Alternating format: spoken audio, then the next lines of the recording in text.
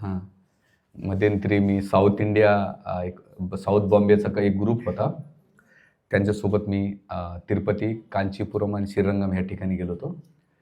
त्याच्यानंतर लगेच कोल्हापूरला भागवत कथा होती आणि ती कथा करून आल्यानंतर बॉडीने एवढी जाम करून टाकले, तर आज पण नाही का टॅब्लेट्स आणि सिरप घेऊन आलो इकडे. आज नाही गेलो तर म्हटलं सगळे भक्त बोंब मारतील माझ्या नावानं. हां. तर हां आणि मागच्या सोमवारी काय झालं की आज मंदिरात आमच्या एकदम अशी इमर्जन्सी मीटिंग ठेवली होती आणि त्या मीटिंगला मला सांगितलं की तुला थांबावंच लागेल. तर अर्धा एक तासापूर्वी मला नाही का तो मग माताजीला सांगितलं प्रभूजीला की SMS टाकून द्या तुम्ही.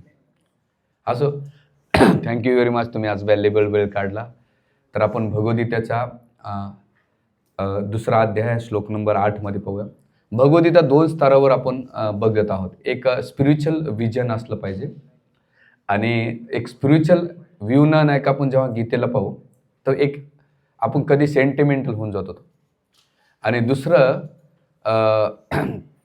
मटेरियल लाईफला जर बघितलं तर ते केवळ आपण स्पिरिच्युअल अँगल सोडून देतो. म्हणून गीताला पाहताना दोन्ही अँगल जेव्हा सोबत ठेवता तुम्ही, एक स्पिरिच्युअल अँगल आणि एक मटेरियल अँगल, त्यामुळे त्या गीतेला नाही का आपल्या दैनंदिन जीवनाचं मॅन्युअल कार्ड किंवा मॅन्युअल बुक म्हटलं जाते. तर त्यासाठी हे गीता एवढं आपण डीपली का घेतोय याचं एकमेव कारण आहे की याचे जे प्रिन्सिपल्स आहेत, याचे जे तत्व येतं ते आपल्या डे टू डे लाईफमध्ये आपल्याला कशी इम्प्लिमेंट करता आली पाहिजे. म्हणून जसं तुम्ही इंजिनिअरिंग कॉलेजला काही थिसिस असतात किंवा थेरेटिकल नॉलेज दिले जाते. थेरेटिकल नॉलेज 4 वर्ष घेतात, पण त्याबरोबर प्रॅक्टिकली जेव्हा आज कंपन्यामध्ये ते काय बघतात की बाबा तुझा अनुभव किती आहे. फ्रेशरला ना की किंमत अजिबात नाही. बरेच लोक येतात ना आमच्या मंदिरात, म्हणजे प्रभूजी बघा ना तुमच्या कंपनी चांगल्या ओळख आहेत. तर फ्रेशरला अजिबात नाही, पण त्याचा अनुभव असेल त्या अनुभवावर नाही का त्याला ते सॅलरी किंवा त्याला जॉबला घेतले जाते. तसंच अध्यात्मामध्ये इथं नॉलेज घ्यायचं, याला म्हणतात ज्ञान, आणि तुमच्या दैनंदिन जीवनामध्ये त्याला विज्ञानामध्ये परिणत आलं पाहिजे. कारण तुम्ही ज्या प्रॉब्लेमला फेस करतायत, म्हणजे तुमचे फॅमिली प्रॉब्लेम्स असतील, सोशली प्रॉब्लेम्स असतील, फिजिकली प्रॉब्लेम्स असतील, मेंटल लेवलला प्रॉब्लेम्स असतील, फायनान्शियल लेवलला प्रॉब्लेम्स असतील, जेव्हा अशा सिच्युएशन अशा प्रॉब्लेम्सला जेव्हा तुम्ही गीतेच्या अँगलनं पाहतात ना, तर जे प्रॉब्लेम्स तुम्हाला हाय वाटतात तेच प्रॉब्लेम तुम्हाला एकदम लो वाटतात. म्हणून काही दिवसापूर्वी मी फ्लाईटनं चेन्नईला गेलो होतो. 2-3 वेळा माझा अनुभव असा आहे. तर जेव्हा आपण एअरपोर्टला असतो तर आपल्याला बिल्डिंग खूप मोठ्या मोठ्या वाटतात, पण जेव्हा टेकअप घेतो फ्लाईट तर विदिन ती बिल्डिंग तुम्हाला एक माचीच्या डब्यासारखी छोटी छोटी वाटत राहते. का? तर तुम्ही वरती आल्यानंतर. तसंच मटेरियल लाईफला जेव्हा तुम्ही राहतात, भौतिक जीवनामध्ये राहिल्यानंतर तुमचे प्रॉब्लेम्स तुम्हाला छोटे प्रॉब्लेम्स सुद्धा मोठे मोठे वाटतात. बापरे, माझ्या लाईफमध्ये प्रॉब्लेम सॉल्व्ह होतील का नाही. मग तुम्ही खूप ट्रेस आणि डिप्रेशनमध्ये आणि एक्झायटीमध्ये आपण जगत असतो. पण जेव्हा स्पिरिच्युअल अँगलनं किंवा स्पिरिच्युअल चेतनेमध्ये तुम्ही येतात ना, तर तुम्हाला ते प्रॉब्लेम्स असतात, पण एकदमच नाही का ते लो वाटतात. म्हणून कधी लोक वाटतं की बा आम्ही देव करतो किंवा भक्ती करतो तर देवाने आमचे प्रॉब्लेम सॉल्व्ह करावं, हे त्यांचा दृष्टिकोन असतो. चमत्काराला नमस्कार नाही आहे, तर भगवद्गीता हे तुम्हाला जीवन जगण्याची कला शिकवते आणि त्या सिच्युएशनमधून कसं बाहेर निघालं पाहिजे हे तुम्हाला गायडन्स करते. म्हणून गीतेला नुसता आध्यात्मिक दृष्टिकोन न पाहता आपण व्यावहारिक दृष्टिकोनातून त्याला समजलं पाहिजे आणि आपण त्याला फॉलो केलं पाहिजे. म्हणून मागच्या श्लोकांमध्ये श्लोक नंबर 7 मध्ये कार्पण्य दोषो पहता स्वभाव, ते 3 गोष्टीचं वर्णन अर्जुन करतात. एक कार्पण्य, कार्पण्य म्हणजे मी संकुचित वृत्तीमध्ये जीवन जगतो. दुसरा कार्पण्य पहता स्वभाव, स्वभाव माझा नेचर काय मला माहित नाही आणि माझ्यामध्ये दोष हे मला कळत नाही, तुम्ही मला सांगा. म्हणजे पहिल्या चॅप्टरमध्ये, पहिल्या अध्यायामध्ये आणि दुसऱ्या ह्या श्लोक नंबर 7-8 पर्यंत भगवंत केवळ अर्जुनाकडून ऐकत होते. का बरं? आता भगवंताला सगळं नॉलेज होतं, पण भगवंत आपल्याला इथं शिकवतात पहिलं कोणाचे प्रॉब्लेम सॉल्व्ह करायचे असेल तर तुम्ही चांगले लिस्नर बना. मंदिरात जेव्हा आमच्याकडे लोक येतात ना, तर आम्हाला एक पहिली स्टार्टिंगला सांगितलं होतं की तुम्ही 80-90%, 95% लिसन करा, त्यांचं ऐका आणि 5% त्याला गायडन्स करा. आजकाल लोक ऐकायच्या मूडमध्ये नसतात, ते बोलण्यासाठी. आता हे पुढारी बघा ना, ते सगळेजण ढोल पिटत राहतात. आपण काय सांगतोय म्हणा, आम्ही काय सांगतो ते बघा. आणि ते लाद्याचं काम करतात. म्हणून त्यांच्यामध्ये आणि परिवारामध्ये पण हे बनवतं. म्हणून भगवंत हे शिकवतात की तुमच्या लाईफमध्ये तुम्ही काय केलं पाहिजे, चांगले लिस्नर बना. लिस्नरला काय म्हणतात, श्रोते बना, ऐका बा. आणि भगवंताने अर्जुनाचं वेगवेगळे तर्क ऐकले आणि कसे तर्क ऐकले त्याच्या मटेरियल लेवलला नाही का तो तर्क सांगत होता आणि भगवंत स्माइल करीत होते. जेव्हा आपल्या भौतिक जीवनामध्ये, म्हणून आजचं टायटल असणार आहे मटेरियल प्रॉब्लेमला मटेरियल सोल्युशन नाहीये, तर मटेरियल प्रॉब्लेमला स्पिरिच्युअल सोल्युशन आहे, यात त्याचं लेक्चरचं टायटल असणार आहे. जम्पलिंग जाईन का तुम्हाला? नाही ना? हां, ठीक आहे. तर अर्जुन जो अँगलनं पाहत होता, अर्जुन कोणत्या अँगलनं पाहत होता? मटेरियल लाईफच्या अँगलनं. आणि मग तो शास्त्राचे कोट, कधी कधी लोक येतात ना अध्यात्मामध्ये, त्यांना त्यांच्या दृष्टिकोनातून जे चांगलं वाटतं तेवढंच अध्यात्मातले घेतात. असंच आम्ही गाडीतून डिस्कशन करतो, लोक स्पिरिच्युअलिटी कशी करतात, आपल्या सोयीनुसार करतात. आय मन में चलो तो पन में, 1 महिना श्रावण बाकी महिने रावण, 9 महिना दुर्गा दुर्गा, 11 दिवशी मध्ये लाव मुर्गा.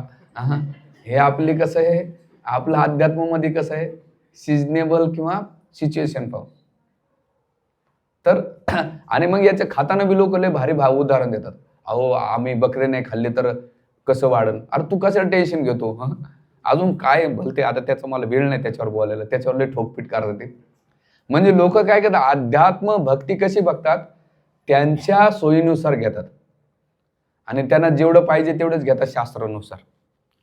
म्हणून अध्यात्म कधी आपल्या सोयीनुसार नाही घेतलं पाहिजे. मला काय वाटतं हे महत्वाचं नाही, तुम्हाला काय वाटतं हे महत्वाचं नाही, शास्त्रांना आणि भगवंतांना काय वाटतं हे महत्वाचं आहे. कारण आपले मत आपल्या इच्छानुसार असतात, समोरच्याची मत पण त्याची इच्छानुसार. पण भगवंत आणि साधू शास्त्र जे आहे त्यांचं मत इम्पॉर्टन्स आहे. म्हणून इथे ह्या श्लोकाच्या माध्यमातून पहिले अर्जुनाने तर्क दिले आणि भगवंत ऐकत बसले. आणि ऐकल्यानंतर आता त्या श्रवण करताना 2 लेवलचं श्रवण असलं पाहिजे. एक चिपली श्रवण करतात लोक काही जण, म्हणजे पहिले तर ते वक्ता बघतात. माझ्या फेवरेबलचं वक्ता असेल, आता मी बऱ्याच वेळा कंपन्यामध्ये जातो, बळजबरी मॅनेजमेंटनं धरून बसवलेले असतात. ते ऐकायचं म्हणून ऐकतात, चांगलं बोलणार असेल तर थोडे इंटरेस्ट देतात, नाही तर मग ते बॉस आहे बाबा ऐकावं लागतंय, नाही बसलं तर काय होतं. आमच्या कंपनीमध्ये तर संध्याकाळी 7 वाजले की ते आमच्या बॉसच्या डोक्यात किडा घुसायचा आणि मीटिंग घ्यायचा तो, आणि त्याच्या 5 जोकर हसावं लागायचं आपल्याला. तो काय म्हटलं, हेले दूध देतो, हो सर तुम्ही म्हणत असाल तर देत असेल, देत असेल तुम्ही म्हणत असाल तर. पण तिथं बळजबरी ऐकावं लागतंय. पण एक चिपली श्रवण म्हणतात आणि दुसरं आहे सिरियस श्रवण. आता सहज श्रवणामध्ये 2 उदाहरणं आहेत, मी त्याची पार्श्वभूमी घेतो. श्लोक नंबर 7च्या पहिले श्रवण कसं आहे की कयादून नाही का नारद मुनी धरून घेऊन गेले, देवतातून सोडून गेले. कयादू तिला भीतीपोटी म्हणून ती केवळ नारद मुनींच्या आश्रममध्ये राहिली, तिनं ऐकलं.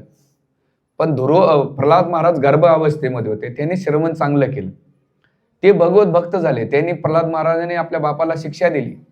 पण कयादूनं कुठेही मेन्शन नाही केलं, अहो तुम्ही एवढे स्वभाव आहे तुमचा बदला घेऊन ते भक्ती करा, अजिबात नाही. पण ती भक्त झालेलं कुठंच वर्णन नाही. म्हणजे फिजिकली ती बसली होती लेक्चरमध्ये, पण मेंटली कुठं होते ती तसं. तर काही लोक चिपली श्रवण करतात ना, ते येतात बसतात, पण त्यांना सिरियस पण नसतो, पण त्याचे इफेक्ट होत नाही. दुसरं उदाहरण आहे, आणि प्रल्हाद महाराजांनी श्रवण चांगलं केलं तर भक्त बनले. दुसरं उदाहरण आहे सुभद्राचं आणि अर्जुनाचं. अर्जुन सांगत होत चक्रव्यूहमध्ये कसे प्रवेश करायचे, पण ती झोपी गेली. बऱ्याच वेळा आम्ही प्रवचनामध्ये जसं चालू केलं लोक झोपत जातात. जसं एक म्हातारी मला भेटली होती, मी कुठं प्रवचनाला गेलो माहीत नाही, एक आठवत आहे. म्हणजे महाराज माझ्या मुलानं पुण्याला नेलं, पुण्यानं मुंबईला नेलं, मुंबईत नाही का दिल्लीला नेलं, पण फरक नाही पडला. पण तुमच्या प्रवचनात मला ते औषध भेटलं. म्हणलं काय? जसं तुम्ही प्रवचन चालू की मला चांगली झोप लागते. म्हणलं आटले झालं आपलं प्रवचन तरी काय काय म्हणा. आणि गीता विषय असा आहे की चांगल्याला झोपा लागतात. म्हणलं ॲटलिस्ट तेवढं तरी लोकांना. तर इथे सुभद्रा तशी झोपून गेली आणि मग त्यानं अर्धवट ऐकलं. सुभद्रानं काय केलं, चिपली श्रवण केलं आणि अभिमन्यूनं अर्धवट ऐकलं, ते झालं. म्हणून तिसरे धृतराष्ट्र. ही 3 लोक कॅटेगरीने मी नेहमी उदाहरण देत असतो. संजयला आपलं धृतराष्ट्राने श्रवण केलं, पण धृतराष्ट्राचं श्रवण कसं होतं, माझ्या पुत्राने पांडूच्या पुत्राने काय केलं एवढं सांग, आणि त्याला जेवढं पाहिजे ना तेवढंच घ्यायचा. म्हणून त्याच्या जीवनात कधीच फरक पडला नाही. लोक वर्षानुवर्षे सप्ते ऐकतात, कीर्तनकार ऐकतात, भजन ऐकतात मोठे, पण त्यांच्या लाईफमध्ये ते कधीच चेंज करत नाही. ती धृतराष्ट्राची मेंटॅलिटी. का बरं? त्याची अटॅचमेंट एवढी आहे इंद्रतृप्तीच्या पटी, मी आणि माझं, हे लोक कधी चेंज होत नाही. दुसरं आहे संजयनं ऐकलं, पण संजयला ती फिलॉसॉफी कळाली, पण त्याने धृतराष्ट्राची सेवा नाही सोडली. हे दोन्ही लोकांनी श्रवण केलं, म्हणजे त्याला कळत होतं हे वाईट आहे, करू नये, पण त्याने धृतराष्ट्राची सेवा. पण अर्जुनानं ऐकलं, पहिल्यांदा काय मामका होता, पण शेवटी तो काय म्हणला, करिष्ये वचनम, तो तुम्ही जे सांगाल ते मी फॉलो करू. याला काय म्हणतात, सिरियस श्रवण. तर म्हणून इथे पहिली कॅटेगरी दिलेली आहे. आणि दुसरी कॅटेगरी शरणागत श्रवण. शरणागत श्रवण म्हणजे डेडिकेटली आणि आपण पूर्ण फुल्ली जो व्यक्ती आहे, तुम्हाला दोन व्यक्तीच्या प्रति श्रद्धा पाहिजे, सांगणारा व्यक्ती आणि ग्रंथावर असलं पाहिजे.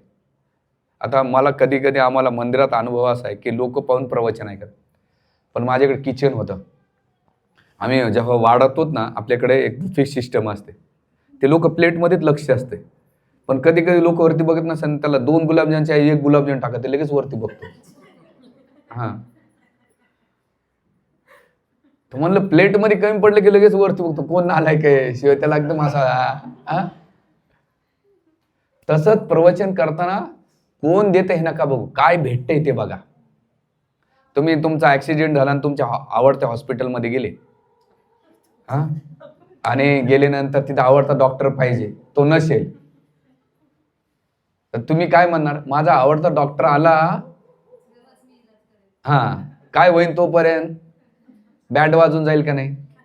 तो वाढ भाऊ असो, नर्स असो, भाऊ पहिले ट्रीटमेंट कर, माझा जीव चाललाय, आहे ना. त्याच प्रकारे सत्संगामध्ये व्यक्तीकडे पाहू नका, कोणाकडे पहा, ती ही जी गादी आहे ती व्यासांची आहे, आणि ग्रंथाकडे पहा. आणि तो सांगतोय माझी सिच्युएशन अशी आहे की त्यावेळेस मला नाही का यांची गरज आहे, ही नीड असलं पाहिजे. म्हणून श्री श्रवणामध्ये प्रल्हाद महाराजांनी ऐकलं आणि त्यांना प्रेयर्स आल्या आणि त्याला रिअलायझेशन झालं, आणि मग ते आपल्या मित्रांना सांगतात. त्याच्यावर वेगळं सेशन मी नंतर घेईन. दुसरं शबरीने एकदाच मातंग ऋषीकडून ऐकलं, पण जीवनभर शबरीने काय केलं, ऐकलं आणि भगवंतावर विश्वास ठेवून, मातंग ऋषीवर विश्वास ठेवून त्याने ती प्रोसिजर फॉलो केली. तिने 3 गोष्टी झाल्या, उत्साह, निश्चय आणि धैर्य, आणि शेवटी भगवंत भेटले. तसं तुमच्या मटेरियल लाईफमध्ये असो का स्पिरिच्युअल लाईफमध्ये असो, एकदा हिअरिंग केल्यानंतर, तुमची सिच्युएशन आल्यानंतर उत्साह, निश्चय आणि धैर्य हे तुमच्याकडे नेहमी असले पाहिजे. आपल्याला वारंवार इंजेक्शन द्यावं लागतं, तेव्हा तुम्हाला ते पल्ले पडते, नाहीतर नाही पडले पडत, हे दिलेलं आहे. आणि म्हणून याचं महत्वाचं की परीक्षित महाराज यांनी सिरियस श्रवण केलं. आता याच्यावर वेगळं सेशन आहे, पण अर्जुनानं जे श्रवण केलं या मागच्या ह्याच्यामध्ये, पहिल्यांदा अर्जुन नाही का चिपली मूडमध्ये होता, भगवंत आहेत, पण ह्या मागच्या श्लोकांमध्ये अर्जुनाचे 2 भाव बदलले. एक तर मी तुमचा शिष्य होतो, आणि दुसरं तुम्ही जे सांगाल ते मी फॉलो करू. मग तिथे काय झालं, अर्जुनाचा सिरियसपणा आला, शरणागत झाला. तर तसं तुम्हाला गीता समजायची असेल तर पूर्ण शरणागत, समर्पण पाहिजे, सेवाभाव पाहिजे, आणि दुसरं म्हणजे इगरनेस पाहिजे. आय वॉन्ट, मला ते पाहिजे, ही जेव्हा भावना राहील ना, तेव्हा तुम्ही ते घेऊ शकतात. नाही ते रिफ्लेक्शन होतं. रिफ्लेक्शन माहिती आहे तुम्हाला, काचाचं, हां, रात्रभर वाडाभर गाई, सकाळी पावतं काहीच नाही, ते निघून जातं. पण रिफ्लेक्शन तसं नाही झालं. तर त्या मागच्या श्लोकाला कनेक्ट धरून आजचा श्लोक आहे, आणि आजच्या श्लोकांमध्ये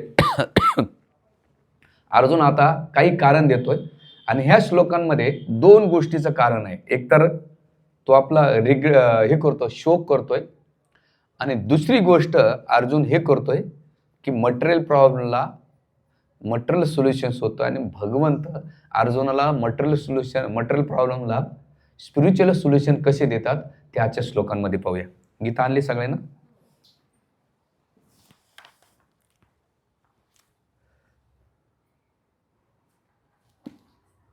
न हि प्रपश्यन्ति मामुपद्य इच्छोकमुच्छोक इंद्रियाम अवाप्य भूम स्वपत्न्यामृद्ध राज्यं सुरानापि चाधपत्यम. शब्दशार्थ भाषांत तात्पर्य शिलप्रपादांद्वारे. ज्या योग्य माझ्या इंद्रियांना सुख पाडणाऱ्या शोकाला नाहीसे करता येईल असा उपाय मला दिसत नाही. स्वर्गातील देवासारखे सार्वभौम तत्व असलेले वैभवशाली आणि प्रतिस्पर्धी नसलेले राज्य प्राप्त करून सुद्धा मला या शोकाचे निराकरण करता येणार नाही. तात्पर्य. धर्म आणि नीती नियमाचं ज्ञानावर आधारित अर्जुनाने अनेक युक्तिवाद केले, परंतु असे प्रतीत होते की आपले आध्यात्मिक गुरु भगवान श्रीकृष्ण यांच्या सहाय्याशिवाय तो आपली वास्तविक समस्या सोडू शकला नाही. ज्या समस्यामुळे त्याचे संपूर्ण अस्तित्वच सुक्ष पडले होते, त्याच्या समस्याचे निराकरण करणे हे त्याच्या तथाकथित ज्ञानाद्वारे अशक्य आहे हे त्याने जाणले. भगवान श्रीकृष्णासारख्या आध्यात्मिक गुरुविना आपल्या अडचणी सोडवणे त्याला अशक्य प्राय झाले. जीवनातील ही लाईन खूप महत्त्वाची, ध्यानपूर्वक आहे. जीवनातील समस्या सोडवण्यासाठी पुस्तकी ज्ञान, विद्वत्ता, उच्च पद इत्यादी सर्व व्यर्थ आहे. केवळ श्रीकृष्णासारख्या आध्यात्मिक गुरु या बाबतीत सहाय्य करू शकतो. म्हणून यावरून असा निष्कर्ष निघतो की जो पूर्णपणे कृष्ण भावनाबाधित आहे तो वास्तविकपणे आध्यात्मिक गुरु आहे, कारण तो जीवनातील समस्या सोडू शकतो. भगवान श्री चैतन्य महाप्रभू सांगतात की एखादा सामाजिक दर्जा कोणताही असला तरी जर तो कृष्ण भावनेच्या विज्ञानात पारंगत असेल तर तोच खरा आध्यात्मिक गुरु आहे. किब इप्र किब न्यासे शूद्र केन नाय, ये कृष्ण तत्ववेता से गुरु होय. एखाद्या व्यक्ती विप्र वैदिक ज्ञानातील विद्वान असणे, हलक्या जातीत जन्माला येणे किंवा संन्यास आश्रम असणे हे महत्त्वपूर्ण आहे, परंतु जर व्यक्ती श्रीकृष्ण विज्ञानामध्ये पारंगत असेल तरी परिपूर्ण आणि अधिकृत आध्यात्मिक गुरु आहे. श्री चैतन्य चरितामृत मध्ये लीला 8.128 मध्ये कृष्ण भावनेच्या विज्ञानात पारंगत असल्याशिवाय कोणी प्रामाणित आध्यात्मिक गुरु बनू शकत नाही. वैदिक साहित्यामध्ये सांगण्यात आले आहे की षडकर्म निपुण विप्र मंत्रतंत्र विशारद अवैष्णव गुरु यशत वैष्णव सोपाचे गुरु. वैष्णव किंवा कृष्ण भावनेच्या विज्ञानात पारंगत असल्याविना संपूर्ण वेदविद्या तज्ज्ञ आणि विद्वान असा ब्राह्मणी आध्यात्मिक गुरु बनण्यास लायक असू शकत नाही.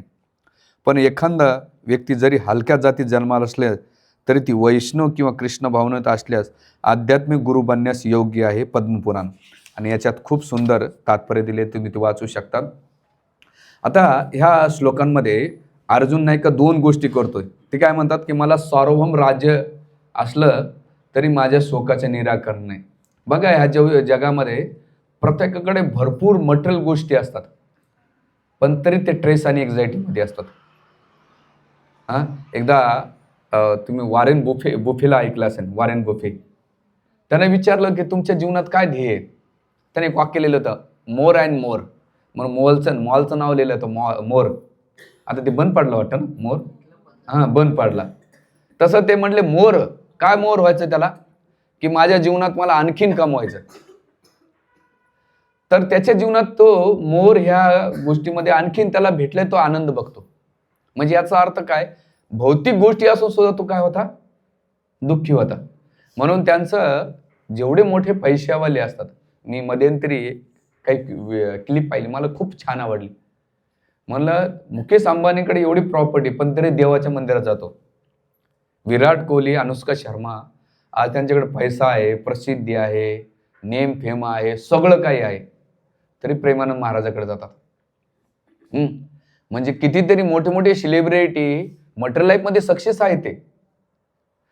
आता तुम्ही लेटेस्टमध्ये घटना ऐकली असेल अनिल अगरवाल, वेदांत ग्रुपची, आणि ते आपले इस्कॉनचे चांगले वेलविषर आणि महाराजांच्या परमपूज्य राधानाथ महाराजांचे खूप जवळ आहे. आज त्याने त्यांचं वेदांत ग्रुप म्हणजे खूप मोठा ग्रुप आहे. याच्यामध्ये तो मेटलमध्ये काम केलं जातं. पण एवढं असून सुद्धा त्यांचा मुलगा वारल्यानंतर त्यांचे शोक दूर होऊ शकलं नाही. तिसऱ्या दिवशी ते गोपीनाथ मंदिरात आले चौपाटीने. तुम्ही ती क्लिप पाहिली असेल, मी टाकली पण होती ग्रुपला. तिथे येऊन ते काय करू लागले, भजन करू लागले, जय राधे जय कृष्ण. ते म्हणजे मुलगा तर गेला, पण आता काय करू. पण मटेरियल प्रॉब्लेमला म्हणजे तिथल्या त्या गोष्टींना भौतिक उपलब्धी हे आपल्या शोक दूर नाही करू शकत. ध्यानात ठेवा. आणि आपण काय करतो आपल्या मटेरियल लाईफमध्ये, आपण जे मिडल क्लास फॅमिली ना, गरीब असतो, त्याला वाटतंय की मला थोडंसं पोट पाणी भरलं की मी हॅपी राहील. मिडल क्लास काय, श्रीमंत आणखी तो श्रीमंत जातो. मिडल क्लास काय करतो, तो स्ट्रगल मोडमध्ये राहतो, पण त्याला वाटतं की नाही आणखीन मी करावं. लाईफ एवढी सिंपल आहे, पण तुम्ही कॉम्प्लिकेट करून टाकतात. कसं की शेजारची बायको चांगली वाटते, माझी दिसत नाही, तिला पाहून दुःखी राहतात. शेजारच्या नवऱ्याला काळजी करतो, हा माझा नवरा काय असाच आहे. मी एक नेहमी सांगत असतो, ऑफिसमध्ये लोक दिल लावतात आणि घरी डोकं लावतात. ऑफिसमध्ये दिल लावतात, घरी डोकं लावतात. उलटं करायचं, घरी दिल लावायचं आणि ऑफिसमध्ये डोकं लावायचं. लोक गडबड करून टाकतात. गाडी घ्या, बंगला घ्या, लाईफ सिंपल आहे. ऑफिसमध्ये पण जसं आमचे गौरवप्रभू सांगत होते की तिथे IIT मध्ये एक जण सुसाईड करायला निघाला होता. का बरं? की त्याला गोल्ड मेडल का भेटलं नाही, सिल्वर भेटलं याच्यासाठी. एक तर लोक एंट्री करायला होतात. हा, आणि आजच मला निघायच्या वेळेस एका मुलीचा फोन आला. ती एवढा अभ्यास केल्यानंतर डिप्रेशनमध्ये गेली. मैंने प्रभु जी मैंने इतनी पढ़ाई किया, क्या बताओ. अरे म्हटलं देख, मेरे को 35 पढ़े तो मैं हाफिज रहा, तू 85 89 पढ़े तो भी इतना. तुम लोग टेन्शन लेने का डिपार्टमेंट आहे, हमारा कुछ नाही. पोरं 35 मध्ये पण आनंदी राहतात. तो मुद्दा काय आहे की मटेरियली प्रगती हे तुम्हाला थोडं सक्सेस देऊ शकते, पण त्या शोकातून बाहेर काढायचं मदत नाही. म्हणून अर्जुन तो काय म्हणतो, मला सगळं राज्य जरी भेटलं तरी माझा शोक दूर होऊ शकत नाही. म्हणून इथे आपल्याला काय सांगायचं, जीवनातला शोक भौतिक गोष्ट तुमच्या दूर करू. आणि सगळ्यात मोठा शोक कोणता आहे, तात्पर्याच्या दुसऱ्या रूपात म्हणतात जन्म मृत्यू जरा व्याधी, हे सगळ्यात मोठा शोक आहे. मृत्यूला टाळू शकता का तुम्ही? जारा म्हातारपण बघा ना, आपण काळे केस करून टाकतो, दाताची कवळी बसून घेतो, करू शकतो का? नाही. व्याधी, आता मग साधू जरी झालो तुम्हाला व्याधी सोडते का? महाराज झाला तू मंदिरात झाला, आजार तुला भोगावंच लागेल. आणि जन्म मृत्यू जरा व्याधी, म्हातारपण, काही नाही. ह्या सगळ्यात हे शोकच. आणि आपल्या लाईफमध्ये छोटे छोटे शोक झालं, कोणी काही म्हटलं तरी आपलं तोंड लटकत आहे. तर हे भौतिक येत नाही. म्हणून इथे शोकाचे 2 कारण आहेत. आता खरं प्रवचन चाललेलं आहे. एक मटेरियलिस्टिक शोक आणि एक स्पिरिच्युअल शोक. जे भौतिक शोक असतो तो तमोगुणावर आधारित असतो आणि तो काय करतो, शॉर्ट टेम्परमध्ये विचार करतो आणि त्याच्यामुळं तो दुःखी राहतो. आणि एक आध्यात्मिक किंवा आत्मिक स्तरावर शोक असतो. तर आता अर्जुनाचं जर पाहिलं तर गीता ऐकण्याच्या पहिले, ह्या श्लोकाच्या पहिले, गीता ऐकण्याच्या पहिले त्याच्या जीवनामध्ये शोक होता. का? मटेरियल परिवाराच्या प्रती त्याची आसक्ती होती. माझ्या नातेवाईकाला मला मारावं लागेल, सगळे नाते बंधू, आजी आजोबा पंजोबा बहीण भाऊ, जे वडीलधारे आहेत, गुरु आहेत, पितामह, सगळ्यांना मारावं लागेल. आणि तो शोकामुळं काय करू लागला, भौतिक आसक्तीमुळे नाही का हे करू. याचं कारण काय? भौतिक शोक येणं म्हणजे जेवढं तुम्ही मटेरियली अटॅच राहतात तेवढं तुम्ही शोक करतात. म्हणून 2 स्तर आहेत इकडे बघा. आता माझ्याकडे ती PPT नाही आहे, किंवा 2 शोक आहे. एक आसक्ती ठेवतात, मागं पण मी सांगितलं होतं. आसक्तीमुळे काय होईल, तुम्ही चिंता करता. आसक्तीमुळे चिंता करा. चिंतामुळे काय होतं, नेहमी भयभीत राहतात. आणि भयामुळे काय होईल, दुःख भेटत. म्हणजे आता मला सांगा, तुम्ही कोणाच्या जीवनातले काय प्रॉब्लेम सॉल्व्ह करू शकता? कोणाच्या जीवनातले तुम्ही काय, एखादा हॉस्पिटल असेल तर तुम्ही त्याची प्रॉब्लेम सॉल्व्ह करू शकता. फायनान्शियली घरामध्ये एखाद्याचा मृत्यू थांबवू शकता. तुमच्या हातात आहे काय? मग अटॅचमेंट काय करते, आसक्ती हे काय करते, चिंता करायला होते. आणि चिंतामुळे भयभीत राहते आणि भयामुळे दुःख भेटते. दुसरी स्टेप आहे, आसक्तीच्या ऐवजी काय ठेवा, अनासक्त राहा, डिटॅच राहा. डिटॅचची सेकंड स्टेप काय, चिंतनाकडे जा. चिंताच्या ऐवजी चिंतनाकडे. चिंतनामुळे काय होईल, निर्भयता येईल. आणि निर्भयतामुळे काय, तुम्हाला आनंद येऊ शकेल. म्हणून इथं आध्यात्मिक याच्यातून जर पाहिलं गेलं, याच्यातून तर अर्जुनानं जेव्हा ऐकलं आणि जेव्हा त्याने गीता ऐकली तर त्याच्या जीवनामध्ये काय झालं, शोक दूर झाला आध्यात्मिक जीवनात. कारण त्यानं पहिले अटॅचमेंट दाखवायचा माझ्या, पण जेव्हा गीता ऐकल्यानंतर ते डिटॅचमेंट झाला आणि त्याच्या शोकातून तो काय झाला, बाहेर निघाला. पण अर्जुनाच्या शोकामध्ये नंतर पण तो रडायला लागला बरं, कारण त्याचा पुत्र मारला गेला, अभिमन्यू, त्यावर रडत होता. एक मध्वाचार्य टीकाचार्य म्हणतात, विनोद करतात, भगवंत रडायला लागले. मग का बरं रडतात भगवंत? म्हणे अर्जुनाला एवढे ज्ञान सांगितल्यानंतर तो रडतोय. मी कोणाला ज्ञान सांगितलं याच्याबद्दल मला रडू येतंय. पण रडू येणार आहे, अटॅचमेंट रडू येणार आहे. पण अर्जुनाच्या जीवनात त्याने ड्युटी नाही सोडली. जेव्हा तुम्ही मटेरियल लाईफमध्ये अटॅच राहतात आणि ड्युटी जेव्हा करत नाहीत, इन रिस्पॉन्सिबल राहतात, तर तुमचं ते दुःखाचं कारण होत आहे. पण दुःख आल्यानंतर सुद्धा तुम्ही तुमच्या ड्युट्या ऑनेस्टली जेव्हा करता, तुमचा रोल आणि गोल आहे. तुमचा रोल काय? एक पिता असल्यामुळं मुलाच्या प्रती, एक आई असल्यामुळं मुलाच्या प्रती, एक सून असल्यामुळं आई व सासू सासऱ्याच्या प्रती, पत्नी असल्यामुळं पतीच्या प्रती, जे तुमचे रोल आहेत स्त्री पुरुषांचे ज्या वेळेस जात, ते रोल तुम्ही प्रामाणिकपणे ते निभवायचे. अर्जुनानं काय केलं? एवढा शोक झाला, पण त्याने ते युद्ध नाही सोडलं, त्याने त्याची ड्युटी केली. म्हणून हे भौतिक समस्येतून बाहेर. आणि आध्यात्मिक म्हणजे काय? आता आपल्या इस्कॉनमध्ये कोणी वारलं तर त्याला तिरोभाव म्हणतात. मी पहिल्यांदा पाहिलं, कोणी वारल्यानंतर लोक फिस्ट करतात. फिस्ट म्हणजे काय? दुःख पण होतंय आणि आनंद पण होतोय. तर दुःख कोण्या गोष्टीच होत आहे की त्याचा संग आपल्याला भेटणार नाही. आनंद कोण्या गोष्टीचा होतो? तो भगवत धामात जातो. म्हणून त्यासाठी संन्यासी किंवा कोणी ब्रह्मचारी वारला तर त्यावेळेस त्याने एक मोठा भोज तयार करतात आणि अर्पण करतात लोकांना, बुवा खा तुम्ही. तर त्याच्यामध्ये जसं आता एकदा एक मावशी एका मुलीला, बहिणीच्या मुलीला म्हणायची, प्रत्येक लग्नाला गेली ना, ती काय करायची? की तुझा पुढचा नंबर आहे लग्नाला, तुझा पुढचा बघ बघ, तिचं लग्न झालंय, तुझं पण आहे. आणि प्रत्येक वेळा मावशी गेली की लग्नामध्ये त्या मुलीला काय करायची? टोमणं मारायची. बऱ्याच वेळा झालं, ही इरिटेट झाली.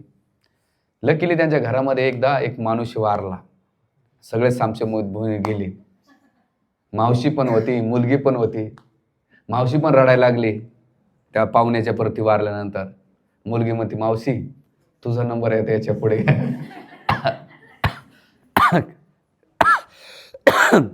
तर याला काय म्हणतात? भौतिक शोक. म्हणून इथे भौतिक स्तरावर राहताना तर अर्जुनानं जे भौतिक समस्या होत्या, तर शरीर आणि नातेवाईकांच्या मित्राच्या प्रती आसक्ती असल्यामुळे त्याने शोक केला आणि आध्यात्मिक त्याला उत्तर दिलेले.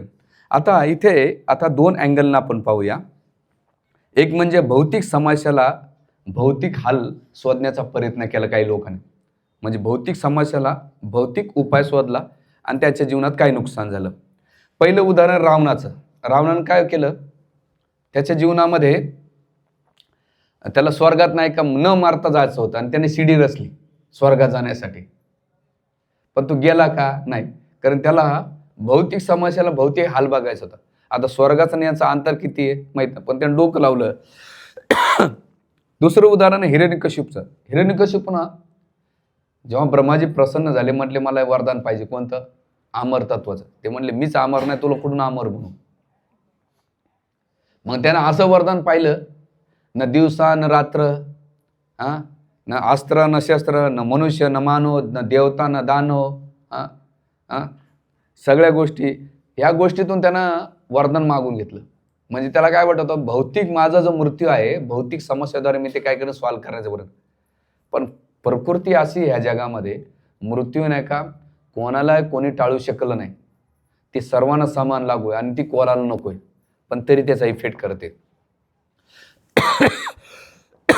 म्हणून त्यानं खूप प्रयत्न केला. जसं वर्ल्ड डिझनी ऐकलं असेल तुम्ही, जे टॉम अँड जेरी, त्याच्याकडे एवढे पैसे होते, त्याने वैज्ञानिक लोकांना बोलवलं आणि ते खूप वर्षापासून सर्च करता. म्हणतात जेव्हा तुमचा सर्च लागेल काय की तुम्ही जेव्हा असं रसायन शोधल्यानंतर माझी बॉडी काय करा, तुम्ही सेव्ह करा, स्टोअर करा आणि नंतर तुमचं रसायन आल्यानंतर मला जिवंत करा आणि याच्यातली अर्धी प्रॉपर्टी मी तुम्हाला आता देतो. ते म्हणले पहिले काम चालू करायला तर पैसे लागते ना. खूप दिवस त्याने सर्च केलं. नातेवाईक म्हणले वैताग दे, याला करू द्या. म्हटले तुम्ही खाऊन तुम्ही खुश राहा आणि आम्हाला खाऊ द्या. त्याने मृत्यूला टाळण्याचा प्रयत्न केला. पण तुमच्या जीवनामध्ये तुम्ही टाळू शकता का? जगामध्ये तुम्ही कोणी किती असू द्या, नाही टाळू शकत मृत्यूला. आणि सगळ्यात जास्त कोणी जवळ आहे ना? कोण नाही आहे. सगळ्यात जास्त मृत्यू आहे सगळ्यात जवळ. बसल्या बसल्या हार्ट अटॅक आला, भगवंत म्हणले चल आता लय प्रवचन झाले वरती, निघाले. एक शिक्षाष्टमध्ये एक लय भारी वाक्य बोलले, न जिने का लालच न मरने का डर. तर म्हणले बोलणं सोपं आहे, हे कोणाला माहिती आहे का, जे खूप मोठ्या पोहोचलेला आहे त्यालासाठी भावस्तरावर. तर असो इथे राज्य म्हणजे धृतराष्ट्रानं पण काय केलं, आसक्ती होती राज्याच्या प्रती, नातेवाईकांच्या प्रती, जीवनभर आंधळा होता तो, पण त्याच्या अटॅचमुळे त्या काय केलं, मटेरियल प्रॉब्लेमला मटेरियल सोल्युशन बघत होता आणि म्हणून त्याच्या जीवनामध्ये त्याला नेहमी शोक भेटला. बघा आजकाल हे मटेरियल प्रॉब्लेम मटेरियल सोल्युशन. तर आता तुम्ही बघता ना, आता तुम्ही म्हणता प्रभूजी हे तर आधुनिक काय म्हणतात ना, अर्विचीन काळातले उदाहरण आमच्या जीवनातले काय. आपण काय करू, हे थंडीचे दिवस आले ते हीटर लावतो आणि उन्हाळा आला तर आपण काय करतो, हां AC लावतो. त्यामुळं काय झालं, ग्लोबल वॉर्मिंग वाढलेली आहे, सगळे बॉम्ब मारतात पण कोणी फॉलो करत नाही. म्हणजे काय झालं, मटेरियल प्रॉब्लेम आहे पण मटेरियल सोल्युशन त्याबरोबर काय होतं, मटेरियल प्रॉब्लेम आणखीन वाढून जातात. जसं पहिल्या काळामध्ये बैलगाडीनं प्रवास करायचे तर 2 व्हायचा, एक तर स्लो प्रवास व्हायचा, रस्त्यानं घाण व्हायचे. मला आठवतं चांगलं, त्या रस्त्यानं नाही का गाई बैल शेण टाकायचे किंवा घोडा असायचा तर तो लीत पाडायचा. आता काय झालंय, सोल्युशन आलंय, मटेरियल मोठमोठ्या गाड्या आहेत, पण 3 गोष्टी आल्यात. फास्ट प्रवास होतो पण ॲक्सिडेंट वाढलेत.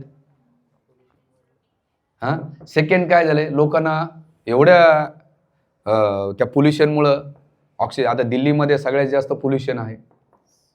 दुसरी गोष्ट, तिसरं पेट्रोल. चौथी गोष्ट फायनान्शियली, तुम्हाला गाडी घ्यायची ती EMI घेऊन नाही का, अख्ख्या EMI भरता भरता जीव चालला, म्हातारे होत चाललेत लोक. म्हणजे मटेरियल प्रॉब्लेम आहे पण मटेरियल सोल्युशन कसं आहे, ते कमी करत नाही तर ते काय करत आहे, वाढवत आहे. आता गॅजेट्स बघा, मला आता एकानं गिफ्ट केलाय, म्हटलं भारी भेटलं, पण जसं लग्न करणं सोपं पण त्याला मेंटेन करणं अवघड, तसं ॲपलचा फोन आहे. दिला तर भारी पण त्याचा ॲडॅप्टर, कॉर्ड सगळे वेगळे पार्ट, म्हणून कंपनीवाले लय भारीत भाऊ. पुन्हा त्याचं हेडफोन ते साधा नाही. म्हणजे तुम्हाला ह्या जगातले इंद्रिय भोग कमी असतो पण त्याचं बिलच लय मोठं असतंय. ह्या जगातलं बघ, आपण जीवनात आनंद किती घेतो माहिती आहे का, एकदम थोडासा घेतो, पण साला किती जीवनभर झकमारी सकाळपासून संध्याकाळपर्यंत, स्ट्रेस आणि डिप्रेशन आणि एन्झायटी किती आहे, हॅपीनेस किती भेटतोय. तरी तो म्हणतो अरे हाऊ आर यू, तो म्हणतो फाईन. काय फाईन आहे, कोणता फाईन आहे, देव जाणे. आग लागली खालून वरतून तरी म्हणतो हॅपी आहे. तर इथे महत्वाचं काय की मटेरियल लाईफमध्ये किती जरी तुम्ही डेव्हलप केलेले त्याच्याबरोबर तुम्हाला नाही का शोक येतो. म्हणून मटेरियल प्रॉब्लेमला मटेरियल सोल्युशन नाही तर स्पिरिच्युअल सोल्युशन आहे. आता तुम्ही म्हणता भौतिक समस्याला आध्यात्मिक सोल्युशन कसं आहे, मटेरियल प्रॉब्लेमला स्पिरिच्युअल सोल्युशन कसं आहे. आता याच्या पुढे जेव्हा तुम्हाला मटेरियल प्रॉब्लेम्स येतील तर तुम्ही मटेरियल सोल्युशन कसं शोधायचं. आता जे पहिले शास्त्राचे काही उदाहरण पाहू आणि नंतर प्रॅक्टिकली काही उदाहरण पाहू. पहिलं उदाहरण आहे नारद मुनी आणि ध्रुव महाराज. ध्रुव महाराजाला भौतिक पद पाहिजे होतं. काय पाहिजे होतं, मला राज्य पाहिजे माझ्या कोणाच्या आजोबापेक्षा. आई म्हटली बाबा आम्ही काही देऊ शकत नाही, तू जा कोणाकडे, भगवंताकडे. नारद मुनी भेटले. नारद मुनीला काय म्हटले, तुम्हाला काही द्यायचं असेल तर लवकर द्या. नारद मुनीने काय केलं, त्यांच्या मटेरियल डिझायरला स्पिरिच्युअल अँगल लावला. म्हणून भागवतामध्ये फर्स्ट कॅन्टोमध्ये अकामा सर्व कामा मोक्षे काम उदारती तीव्रेन भक्ती योग्याने यजेत पुरुष परमपुरुष, या श्लोकामध्ये 2 गोष्टीचे बॅलन्स केले. तुम्ही मटेरियल पाहिजे असेल तरी या, स्पिरिच्युअल पाहिजे असेल तरी या, पण तुम्ही स्पिरिच्युअलिटीला सोडू नका. महत्वाचं काय, लगे रहो छोडणार नाही. तुम्ही म्हणता प्रभूजी भौतिक तुम्ही भक्ती करा नका करू, लाईफमध्ये जे प्रॉब्लेम्स आहेत तुम्ही असं नका जाऊ आम्ही गीताचं प्रवचन ऐकलं तर प्रॉब्लेम सॉल्व्ह. पण एक सांगेल तुम्हाला, त्याच्यातून बाहेर निघायला मार्ग निघेल. भौतिक जीवनामध्ये लय ते जातं माहिती आहे, सगळे रगडलं. तसं आपण सगळेजण रगडतो वेगळ्या वेगळ्या पद्धतीने. कदाचित रामवाडीचे लोक रगाडल्या जात नसेल, मीच रगाडल्या जातो आहे का. तुम्ही एकदम असं स्माइलिंग करतात, प्रभूजी काय तुमच्या मागं असं झालं सांगा बरं, एवढे तुम्ही आजचे प्रवचन नाही का, असं सगळं. जसं एक दोघं नवरा बायको विचार करलेले, खूप भांडण होतात आपल्यामध्ये. शेजारचे दोघं नवरा बायको एवढे हसतात, आनंदी काय तुमच्या काय, ते म्हणले आपण जाऊन विचारू रस्त्याच्या बाजूला, तुमच्या आनंदाचं रहस्य काय म्हटले. आनंदाचं रहस्य गेले. त्या दोघा नवरा बायकोला काय म्हटले, का हो तुम्ही एवढे आनंदी हसण्याचं रसण्याचं काय रहस्य आहे? ते म्हणले एकच आहे रहस्य, जेव्हा मी काही फेकून मारलं आणि त्यांचं हुकलं की ते हसतात, त्याने काही फेकून मारलं मी हुकलं की मी जोरात हसते, हे आमच्या आनंदाचं रहस्य आहे. आपल्याला काय वाटतंय, शेजारचे आनंदी आहेत आणि आपण काय तर दुःखी आहेत. तर इथे मटेरियल प्रॉब्लेमला उत्तर आहे ध्रुव महाराज. दुसरं प्रल्हाद महाराजांचं. प्रल्हाद महाराज काय की त्यांच्या जीवनामध्ये एवढे समस्या आल्या, पण त्यानं भौतिक उत्तर नाही दिलं. त्यानं भगवंतावर एवढे आश्रित झाले की भगवंताने माझ्या जीवनात काहीतरी बेस्ट प्लॅनिंग केलेलं आहे. हे कधी होऊ शकतं, कारण प्रल्हाद महाराजांना एवढं चांगलं श्रवण केलं होतं. आता हे प्रवचन का देतोय, कारण मी काही गोष्टी फेस करतो सध्या. पण माझ्या जीवनामध्ये हे मटेरियल प्रॉब्लेम आल्यानंतर मी एकच घेतला, सहारा घेतला. आता 2 लोकांच्या जीवनात प्रॉब्लेम्स आले, अर्जुनाच्या आणि परीक्षित महाराजांच्या. परीक्षित महाराजांनी मूर्तीला परत केलं असतं, पण त्याने कोणाचा सहारा घेतला, भागवताचा सहारा. अर्जुनाच्या जीवनात प्रॉब्लेम्स आले, मटेरियल प्रॉब्लेम आले, त्याने सहारा कोणाचा घेतला, भगवद्गीतेचा. म्हणून ते दोन्ही याच्यातून बाहेर नाही. त्यांच्यापेक्षा मोठे प्रॉब्लेम तर आपल्या जीवनात असू शकत नाहीत, नाही. पण ते आपले जे जे छोटे आले त्यातून, म्हणून इथे प्रल्हाद महाराजांचं ते भगवंतावर आश्रित राहिले, अर्जुन पण आणि परीक्षित महाराज. तिसरं उदाहरण द्रौपदी. द्रौपदी मटेरियल प्रॉब्लेमला मटेरियल लेवलला ती सॉल्व्ह करण्याचा प्रयत्न करू लागली. पितामह भीष्म, गुरु द्रोणाचार्य, कृपाचार्य, त्याच्यानं आपले पती, आपल्या हातानं जो वर होतं, शेवटी हातबल झाली मटेरियल प्रॉब्लेममध्ये. शेवटी ती म्हटली आता आपल्याला मटेरियल सोल्युशन नाही आहे, तर स्पिरिच्युअल. हे गोविंद दामोदर महादेवती तू वाचो धाव.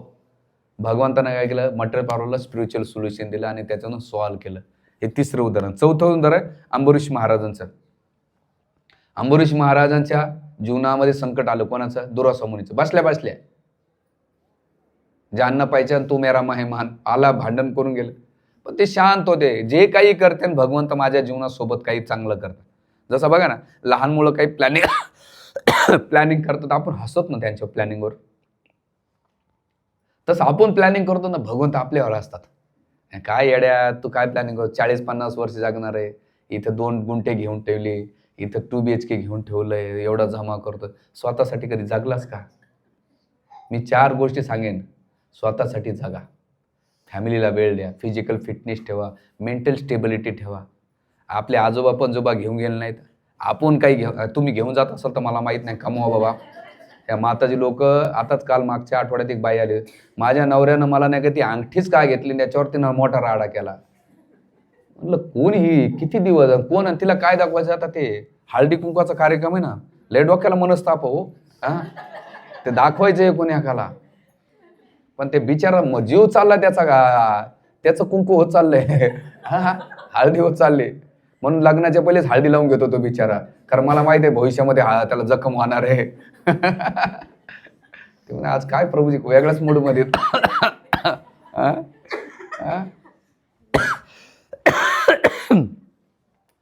हरे कृष्णा हरे कृष्णा. गरम पाणी,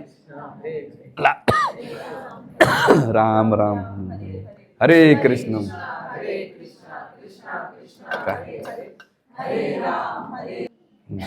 तर हे आहे, वृंदावनच्या काही गोपी होत्या, राक्षस एवढे आले, पण ते कोणाला शरणागत गेले, भगवान कृष्णावर गेले. आणि सगळ्यात मोठं संकट इंद्रानं आणलं होतं, पण ते शेवटी बघितलं काहीच पर्याय नाही, गरम पाणी पाहिजे प्रभू. तर ते शेवटी कोणावर आश्रय घेतले, भगवंतावर. तर याने मटेरियल प्रॉब्लेमला काय केलं, स्पिरिच्युअल सोलून घेतले आणि त्याच्यातून बाहेर पडले. आता कधी कधी काय होतंय, आपण आध्यात्मिक समस्या असतात पण भौतिक उत्तर बघतो. लोक म्हणतात प्रभूजी जपामध्ये मनच लागणं, गीता वाचायला इंटरेस्टच येत नाही. आपले प्रॉब्लेम्स काय आहे, आपल्या लेवलला बघतो प्रयत्न. जी गोष्ट तुम्हाला आवडते ना, त्याच्यात तुम्हाला झोप लागत नाही. आता IPL ची मॅच राहू द्या, तुम्ही डोळे फाडू फाडू सांगा आई बघता, पण तेच मी गीता सांगितल्यानंतर लोक घड्याळाकडे पाहतात, प्रभूजी 9 वाजले, कधी संपणार तुम्ही? काही जण मोबाईल त्यांच्या हाताला एवढे खास वाटते की 2-2 मिनिटं मोबाईल बघतात का? त्याच्यामध्ये ते हरे कृष्ण स्पिरिच्युअल सोल्युशन आहे.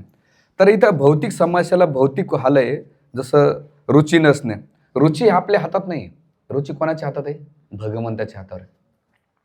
म्हणून इथे जेव्हा जेव्हा आपण शरणागत हो, प्रामाणिकपणे ते फॉलो करू, तर आपण त्यावेळेस नाही का आध्यात्मिक आश्रय घेतला पाहिजे. आता मी काही प्रॅक्टिकली टिप्स देतो तुम्हाला, की जे तुमच्या मटेरियल प्रॉब्लेम्स आले, तर त्यावेळेस तुम्ही स्पिरिच्युअल अँगलनं कसं त्याला सॉल्व्ह केलं पाहिजे याचं पाहू. तुम्हाला जर ताणतणाव, चिंता असेल, मानसिक तणावर, तर तुम्ही काय करा, तुमचे कर्तव्य करा. आसक्तीवर राहू नका, आसक्त नका राहू. तुम्ही काय करा, तुमचं नेकी कर दरे, मग तुम्ही तुमच्या ड्युट्या करा आणि भगवंतावर सोडून द्या. आणि त्याच्यातून सगळ्यात महत्त्वाचा पहिला उपाय म्हणजे रोज सकाळी स्वतःला विचारा, माझ्या नियंत्रणात काय आहे ह्या संसारामध्ये. तुम्ही ऑफिसमध्ये बॉसला बदलू शकता, घरी बायको बदलू शकतात, नवरा, सासू सासरे, आई वडील, बहीण भावंड. तुम्ही ताणतणाव घेऊन काय होणार आहे मला सांगा. तुम्ही किती चिंता केली, तणाव घेतला, तुम्ही कोणाच्या जीवनातले काय करू शकता. तुम्ही तुमच्या 2 लेवलचं नुकसान करतात. कोणतं? तुमच्या मेंटल लेवलला आणि फिजिकल लेवलला.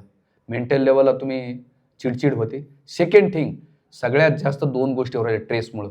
ब्रेन स्ट्रोक होऊ राहिला आहे आणि हार्ट अटॅकचं प्रमाण वाढलं. पहिल्या काळामध्ये लोक भाजी भाकरी खायचे, पण ताणतणाव नव्हता. तुमच्याकडे एवढ्या सुविधा आहेत, ईश्वरानं तुम्हाला भरपूर काही दिले, तुम्ही टेन्शन कशाला घ्या. तुमच्या हातात काय आहे. म्हणून ड्युट्या करा. 2 गोष्टी असतात. ऑफिसमध्ये रिस्पॉन्सिबल नाही करायचं, ऑफिसमध्ये ड्युटी करायची, सॅलरी भेटते आणि माझं जेवढं काम आहे तेवढं मला सॅलरीनुसार काम करायचं. घरी रिस्पॉन्सिबिलिटी घ्यायची की माझी पत्नी, माझे नवरा, बायको हे जे काय आहेत ही माझी जिम्मेदारी. आपण उलटं करतो. ऑफिसमध्ये रिस्पॉन्सिबिलिटीवर राहतो आणि घरी ड्युट्या करतो, म्हणून गडबड होते. तर तुम्ही ज्या क्षेत्रामध्ये राहतात तर नाही, तर तुमचा हे असलं पाहिजे. तर पहिल्या अहंकारातून रोज सकाळी स्वतःला विचारा, माझ्या हातात काय. दुसरं, कामावर फोकस करा, निकालावर करू नका. तुमचं काम करा, रिझल्टवर ठेवू नका. कर्मण्यवाधिकारचा हा श्लोक सांगितलेला आहे. त्या कर्मण्यवाधिकार श्लोकाचं काय आहे, 200% काम करायचं, त्याच्या 150% काय होईल, सक्सेस होईल. 50% काय, तुमचा अधिकार नाही. You understand? लक्षात येते काय. 200% काम करायचं, त्याच्यातले 130% काम 100-150% होऊ शकेल, पण पुढचे 50%, 30%, 40% तुमच्या हातात नाही. म्हणून काय, कर्म करा आणि सोडून द्या महिन्याचा. हे पहिले यावर एक टिप्स आहे. आणि दिवसातून 10 ते 15 वेळा 2 गोष्टी करायच्या. नामस्मरण करायचं, ओमकाराचा जप करायचा आणि योगा करायचा. याचं आहे. दुसरं, आर्थिक अडचणी आल्या, भौतिक समस्याला आध्यात्मिक उतर. तर एक आहे, अर्थ हे साधन आहे, ध्येय नाही आहे. पैसा हा सर्व काही नाही. तुमचं उदरनिर्वाह चालतो ना. तुमच्या आईवडिलांना शेवटपर्यंत तुम्हाला पोचलं का? तुम्ही तुमच्या मुलांना पोसू शकणार का? एवढं कशाला मर्म करायचं. सिंपल राहा.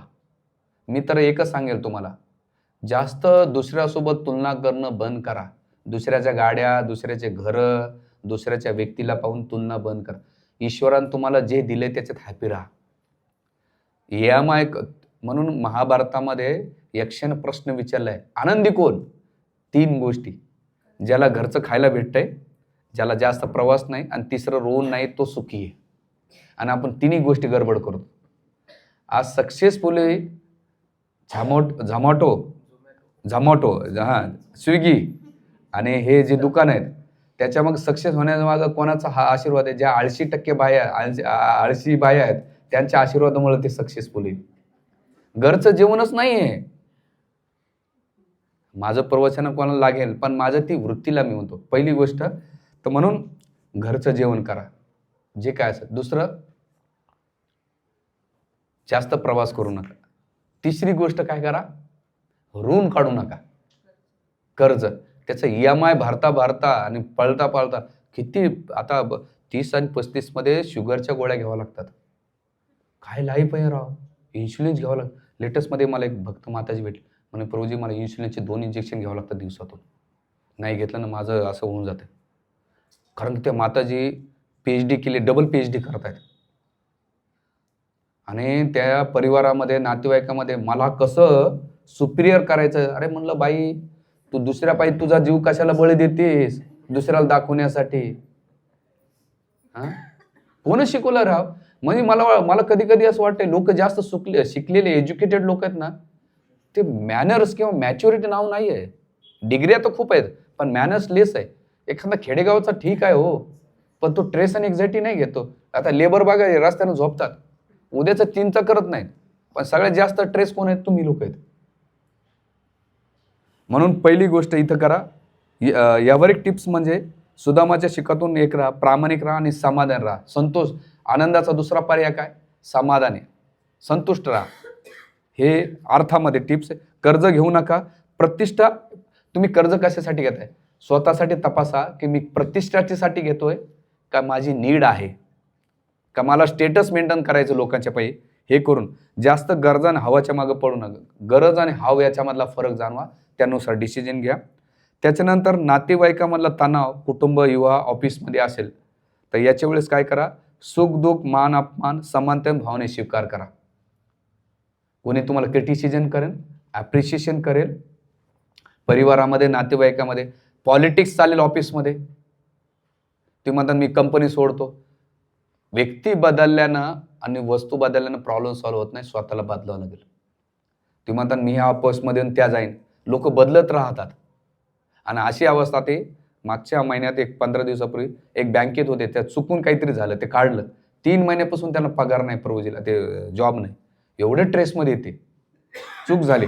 तर इथे काय महत्त्वाचं की तुम्ही स्वीकारा तुमच्या जीवनातले सुखदुःख आणि मग प्रत्येक वेळी याच्यावर 10 सेकंद थांबा.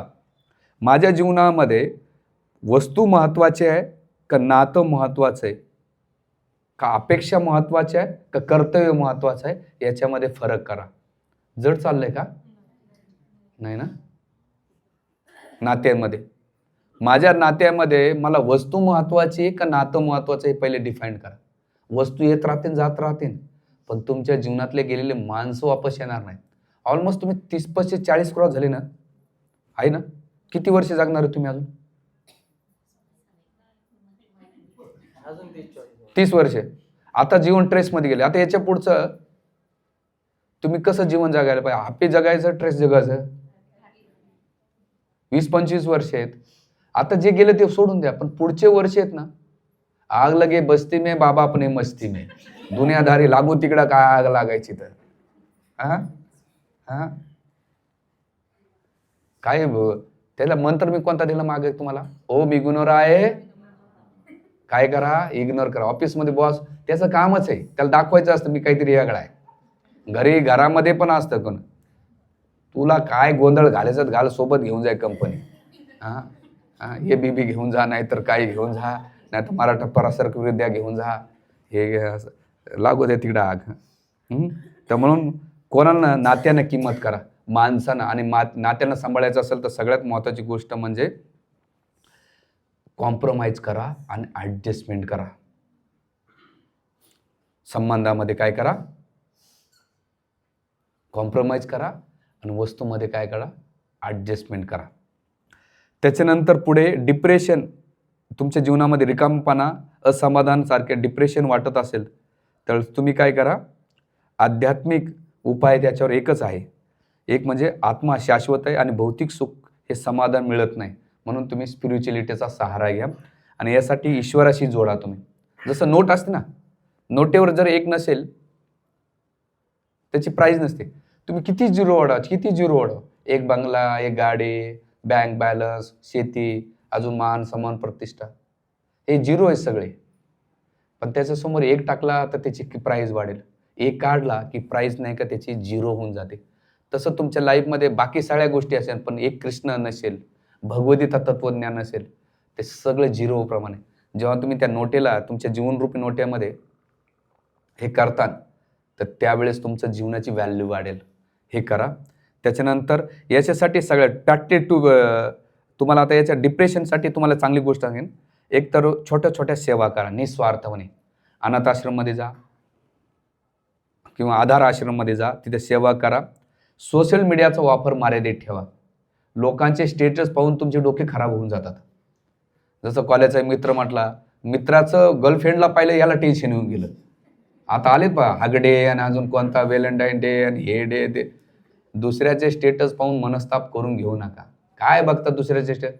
तुम्ही असं तुमचं कार्य करा की तुमचं स्टेटस वाढलं पाहिजे. बरेच लोक लाईक डिसलाईकवर जीवन चालू आहे. आता मी ते सोशल मीडियाची पाहिलं, याची पंजाबची, तिला 3 लाख मिलियन फॉलोअर होते. ती वारल्यानंतर अंत्यविधीला किती लोक होते? 3 लोक. जाऊ द्या, पुण्याला इलेक्शन झालं ना, 3 फेमस होते. ते एक वसंत मोरे, दुसरी एक ती बडबडी होते, नाव त्यांचं आणजी काय, ठोंबरे हां, रुपाली ठोंबरे, अजून एक होती. यांचे सोशल मीडियावर लाखो फॉलोअर, आणि मतदान किती पडलं त्याला ते तिन्ही हारले. सोशल मीडियाचं जीवन आणि प्रॅक्टिकल जीवनामध्ये दुसऱ्याच्या रील पाहून आपल्या जीवनातलं पोट भरणार नाही. वडेपाव बघतात लोक आणि पोट भरत नाही. तुम्हाला प्रॅक्टिकल जावं लागेल. हे दिले. सकाळी उठल्यानंतर 3 गोष्टी करा. कृतज्ञता राहा. कोणत्या? ईश्वरानं मला शरीर दिले, माझा परिवार आनंदाने ठेवलेला आहे, आणि तिसरं म्हणजे मला जे आहे, माझ्या गोष्टी त्याच्यात मी हॅप्पी आहे. हे डिप्रेशनतून बाहेर निघण्यासाठी. पुढची गोष्ट ध्यानात ठेवा, डिसिजन घेताना गोंधळ, करिअरमध्ये किंवा जीवनामध्ये डिसिजन घेता गोंधळ पडू नका. त्यासाठी काय करा, विवेक आणि इंटेलिजंट बुद्धीनं आणि मॅच्युरिटीनं डिसिजन घ्या. तुम्हाला जमत नसेल तर त्या ज्या फील्डमधला जो व्यक्ती त्याच्याकडून गायडन्स घ्या. स्पिरिच्युअल असेल तर स्पिरिच्युअलकडे जा, लॉयर असेल तर लॉयरकडे जा, फिजिकल असेल तर डॉक्टरकडे जा. एका बाबाकडे सगळे सोल्युशन नाही. आम्हाला लोक येऊन काही विचारतात, मी त्यांना सांगतो तुला मटेरियल फिजिकल डॉक्टरकडे जाय, लॉयरचं वकिलाकडे जा, ज्या फील्डमध्ये जाय. नवरा बायकोचे भांडण आहे, नवरा बायकोकडे जा, कारण ते रोजचेच भांडणं करतात, ते सॉल्व बी करतात. माझ्याकडे येऊन काय उपयोग आहे, कारण मला माहीत नाही. एकदा मी आर्ट ऑफ पॅरेंटिंग सेमिनार दिलं, एक बाई उठली ना, मारा तुम्हाला लेकरांना बाळांना, तुम्ही काय आर्ट ऑफ पॅरेंटिंगचा सेमिनार येतात, तेव्हापासून बंदच. हां, ते म्हणजे एक दिवस सांभाळून तुम्हाला काय कळत आहे. हां, तेव्हापासून बंद होतं. म्हणून ग्रस्त काउन्सिलर कशासाठी ठेवलंय, हे तुमच्यासाठी ठेवलंय बघ, कारण दोघं एक कोण ढपाटे आहेतच. हां, तर हे घ्या. आणि यावर टिप्समध्ये निर्णय घेताना नैतिकता आहे का, व्हॅल्यूज आहेत का, मूल्य आहेत का, याच्यावर करा.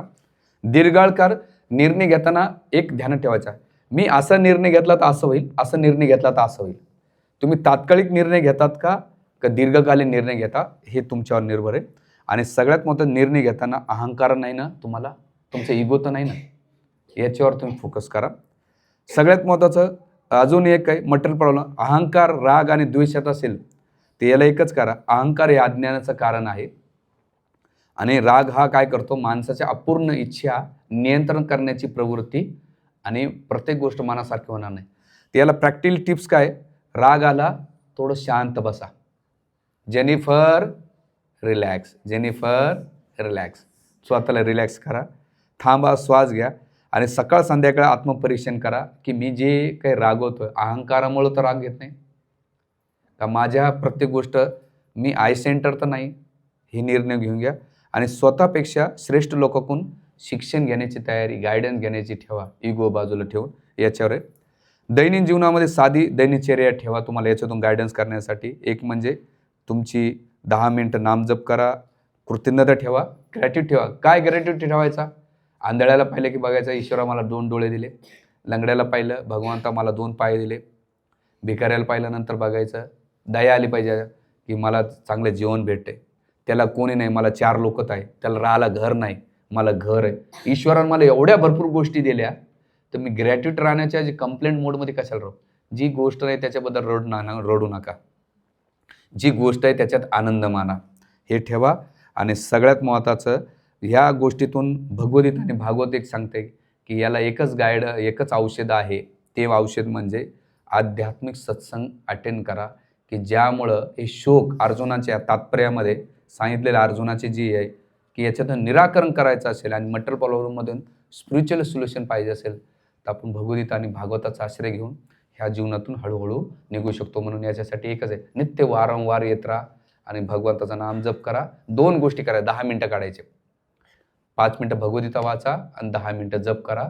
याच्यातून तुम्ही बाहेर निघू शकता. हरे कृष्ण हरे कृष्ण.